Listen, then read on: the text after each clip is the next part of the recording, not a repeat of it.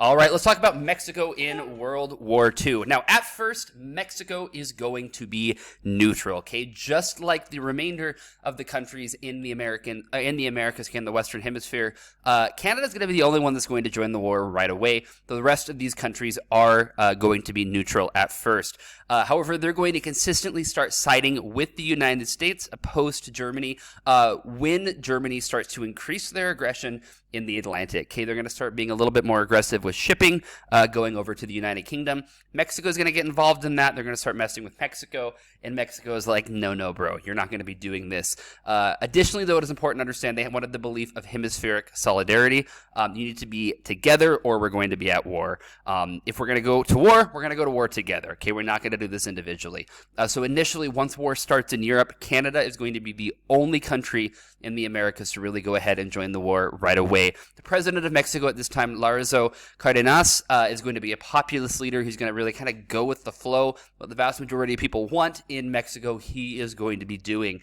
And he is going to expel German agents from Mexico in 1940. Now, this is going to be important for a number of reasons.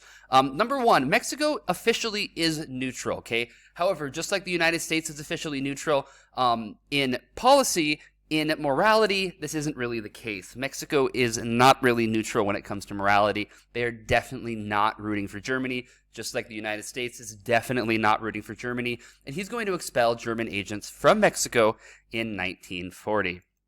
Now, Manuel Ávila Camacho is going to become president of Mexico in December of 1940, and immediately, right away, he is going to increase support for those fighting the Axis. So he's going to increase support that Mexico can be giving to these countries fighting against Germany, fighting against Japan, and fighting against Italy. There is going to be some support for the Axis powers in Mexico, and this is going to come from two different groups. Number one is those who are opposed to the United States. Okay, anti-American individuals, those who feel that the United States is really just trying to exert influence over Latin America to try to ultimately take it over and just be this big bully.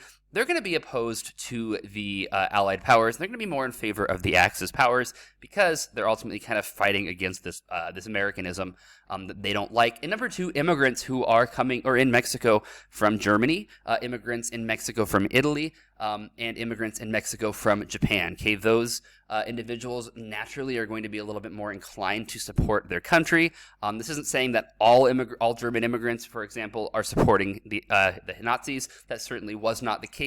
However, there was a sizable support for the Axis in Mexico from immigrant populations. Camacho is going to fight this with the argument of Hitler's racial beliefs. Okay, he is simply going to come out and say Hitler believes in this pure white, blonde-haired, blue-eyed Aryan system. You're Mexican, okay? You're not you're not fitting along that Aryan belief. Therefore, as far as Hitler is concerned, you're going to be low on the scale. Hitler really doesn't care about you. So Camacho is going to come out and say, like, you might like what Hitler's doing right over here, but Hitler does not care about you. Hitler does not like you.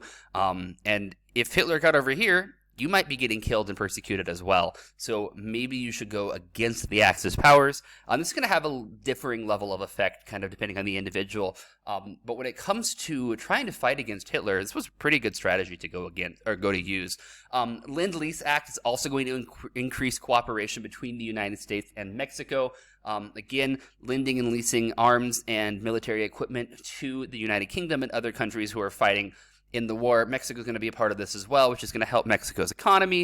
It's going to help the relationship with the United States as well, because the U.S. is doing it. Mexico is going to get involved right through there. It's going to get the Mutual Defense Agreement in April of 1941 between the United States and Mexico, which is going to allow for mutual use of each other's bases. So the United States, if they're trying to get military troops or military equipment down to Latin America, they can use Mexican military bases and vice versa.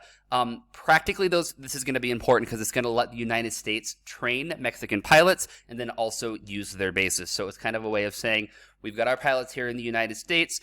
We're going to be doing what we can, but we're going to need more manpower. So we're going to train you as well, and we're going to do it down in Mexico. And also, we're going to use your bases when we need your bases, because sometimes it's just more convenient to use a base in Mexico than it is to use a base in the United States of America. Then in August of 1941, Mexico is going to go even further with its oppression, or not oppression, really its opposition to Germany by closing German consulates, expelling German diplomats from Mexico. It's going to recall diplomats, Mexican diplomats from the occupied areas. So Mexican diplomats who are in Germany are going to be called home. Mexican diplomats in occupied France are going to be called home.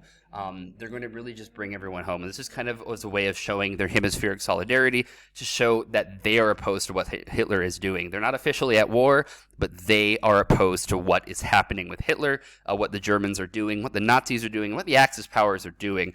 Mexico does not support that. Then in November of 1941, the United States and Mexico are going to settle their disagreements over oil companies. Okay, there was some conflict going on previously in the 1930s between American oil companies and they're using their business in Mexico. Okay, Mexico is feeling that they're being taken advantage of, not getting really a fair end of the bargain. The United States is going to settle this right away, November of 1941, because the U.S. sees the writing on the wall. Roosevelt realized that this has got to get taken care of quickly, and if it does not get taken care of quickly, there is going to be a bigger problem right through here. So this is done simply as a way of getting peace. Additionally, as a part of this, Mexico is going to sell all strategic materials that it has to the United States. It's going to help Mexico recover from their 25 years of revolution. Mexico in the early 1900s was not exactly a beacon of stability. Number of fighting, a lot of conflict going on right through there. Mexico is going to be selling those strategic minerals to the United States of America to help the United States of America in its war effort. It's going to be good for the United States right through here. It's also going to be good for Mexico because they're going to have someone to buy their stuff. Now, Mexico is going to be threatened by Pearl Harbor. December 7th, 1941, Japan attacks the United States of America. Mexico is not real happy about this. They see that if they can attack the United States, they might be coming to try to get Mexico as well. However, they are going to remain neutral right away at this time. However, they are going to relocate 9,000 Japanese Mexicans who are living in Baja California to Mexico City or to Guadalajara.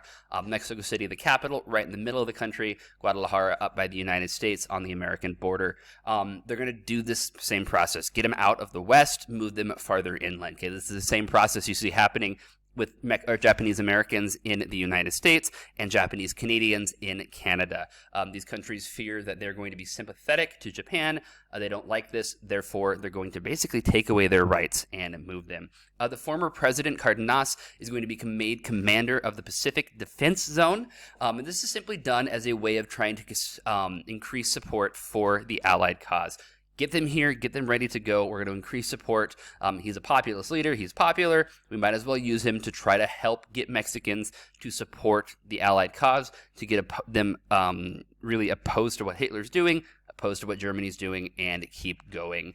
Camacho, the president, is going to see war as a unifier because everyone's going to have the common enemy. Okay, just like Bismarck's going to do in the 1870s with unification of Germany, Camacho sees war with Germany, Japan, and Italy as a way of unifying Mexico, helping kind of get rid of this division that's been in Mexico for the last 25 years of civil war and bring the country together, because a common enemy that is not Mexico is going to unite Mexico. This is going to increase economic nationalism as well. People are going to have the belief that the more they can work, the better they can build Mexican economy. A Mexican infrastructure is going to help Mexico develop. Therefore, it is a patriotic thing to do to get to work and help build up Mexico's economy. Most Mexicans, though, are not wanting to get involved in the war. Quite frankly, the reasoning why is they are sick and tired of fighting. They have been involved in war for the last 25 plus years. They're sick of it. They're not exactly really wanting to get into another conflict. So they'll work when it comes to like building materials, but they are not wanting to go fight. And they're really not too thrilled about the idea of Mexico getting caught up in the conflict as well. Then on May 13th, 1942, the oil tanker Potrero de Llano is going to be sunk by a German submarine. The government of Mexico still wants neutrality. They're going to demand that Germany apologizes for their act. They're going to demand that Germany compensates them for their losses. Germany is simply going to say, hey, no, and they're going to attack another ship. This is their way of saying, we are not going to negotiate with you. You're going to do what we want. or you're going to go to war. As a result of this, Mexico is ultimately going to declare war because there really is not another option. However, it is important, even though Mexico declares war, Mexico does not send troops to Europe. Mexico is primarily going to be using their Navy, and the Mexican Navy is going to play a vital role in defending the American continent. They are going to be patrolling the Gulf of Mexico. They're going to be protecting the Gulf of Mexico from German subs. This is something the United States is going to like as well, because it's going to kind of protect that soft underbelly of the United States, the southern coast right through there. And it's also going to allow Mexico to really ship out anything that it needs to out into the greater Atlantic Ocean. There is little threat of Japanese invasion of Mexico after the Battle of Midway, once the Americans really just kick butt against the Japanese, retake the islands, the Midway Islands. Mexico previously was kind of afraid that Japan might invade. After this, they're like, it ain't gonna happen. There was only going to be one Mexican air squadron that is actually going to be patrolling and leave Mexico and be sent overseas, and that is going to be the Aztec Eagles. They're the only squadron to go abroad, and they are going to go off to the Philippines. They're going to be really highly publicized in Mexico, which is going to increase support for the war in Mexico. Mexico is just proud of these individuals, okay? They're like kind of like superheroes, in all honesty, going over there fighting and doing a great thing. Okay, they got a cool name, the Aztec Eagles. They're flying and they're destroying the Japanese in the Philippines. Mexico felt that this is going to allow them to play a role in the post-war settlement as well, which is going to help them get a better shakedown after the war, and it's going to help increase Mexico's power internationally speaking. It's also going to help increase Mexican national identity because they are proud of this. Get some nationalism coming, or not nationalism, but patriotism coming out of this as well.